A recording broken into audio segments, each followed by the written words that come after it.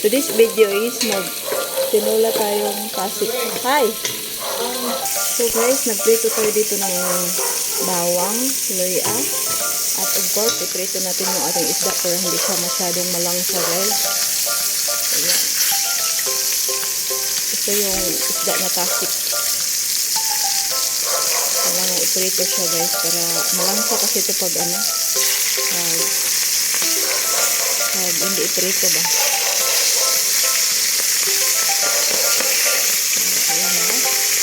Ayan na.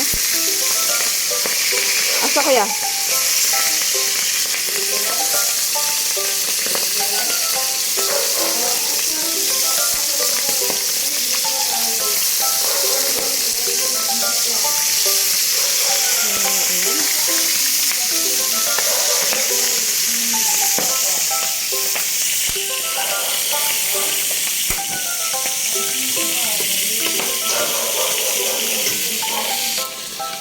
So, ayan na guys. Ating isunod ang ating ito yung bawang at saka luya.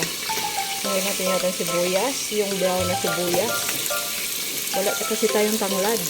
So, ito na lang. Lang natin siya sa ingredients ng iba para mawala yung langsa.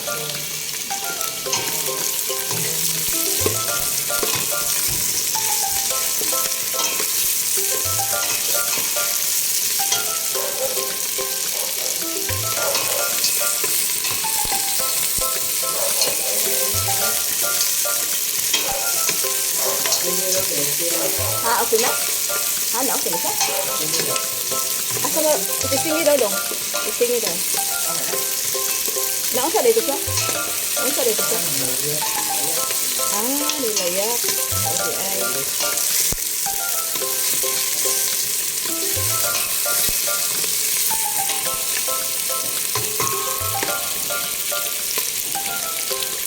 Okay na daw? So, ayan na guys. Luto na ang ating mga bawang, sibuyas at saka luya. So, isunod naman natin ang ating kamatis.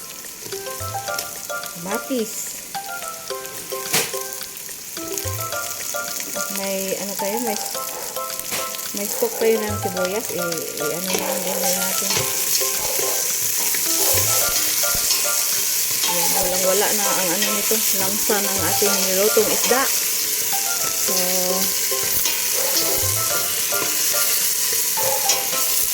yan. Ganito ang sikreto guys para mas masarap to pag may tanglad talaga. Tanglad talaga ang makadala ng bida nito ng ating niluto. So, isabay na lang natin ito itong ating sili para medyo maanghang. Kunti lang aming sili. Hindi kami nakabili kahapon.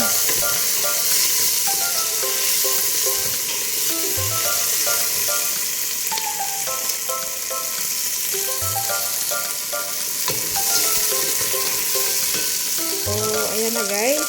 Lalagyan natin ng tubig. Ayan.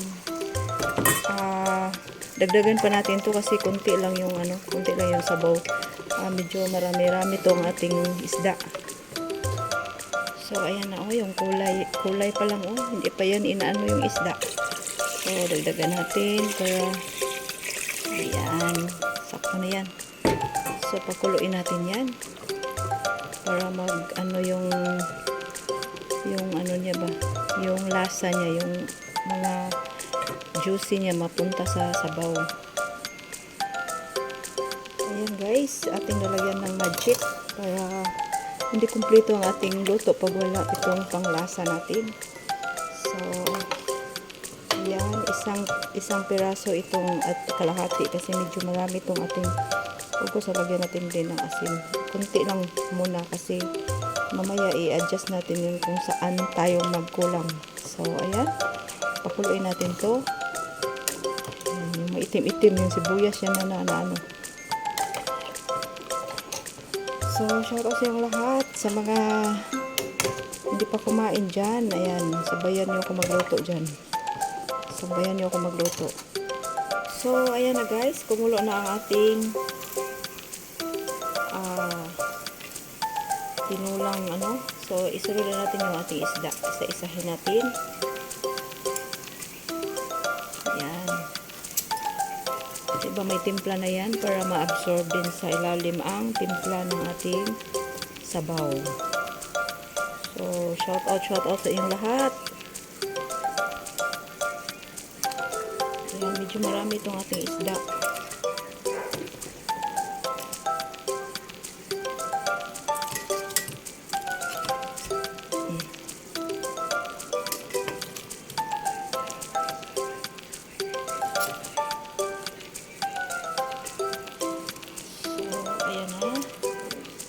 Pakuluin natin to ng mga 20 minutes para yung sabaw natin medyo puti-puti ba. Ayan na guys, i-check natin yung ating tinola. Naka 15 minutes na to. So, kailangan natin siyang i-check.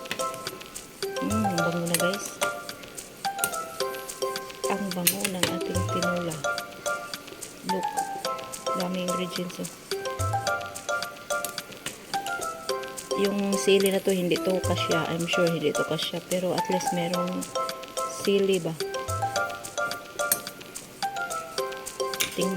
Tikman daw natin kung anong kulang, saan tayo nagkulang.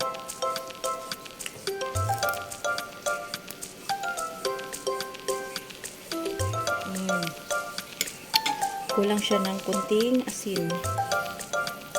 Ayan. Ayan na guys, okay na to.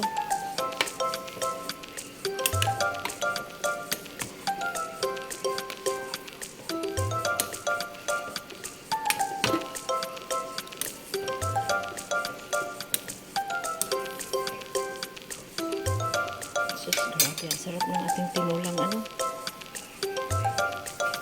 So ayan na guys, lalagyan natin ng mga gulay para may kulay-kulay naman ang ating niluto. Yan. Konti lang kasi ano, hindi ko idagdag lahat kasi ano, mamaya pa kami kumain.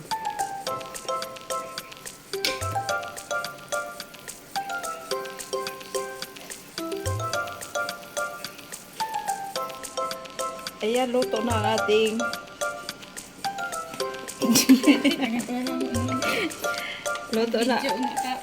luto na ang ating tinulang tasik. Tasik. Tasik. Isda nih, tasik. Tasik na isda. So, konting rice lang tayo kasi nakakain na tayo ng mais.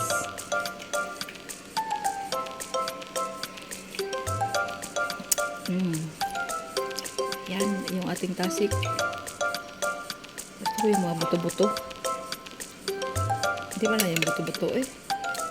Ito. Yung buto-buto sa atin. Favorito ko talaga yung mga buto-buto. Bakit ka tingin-tingin dyan? Buto-buto. Hindi ka buwan.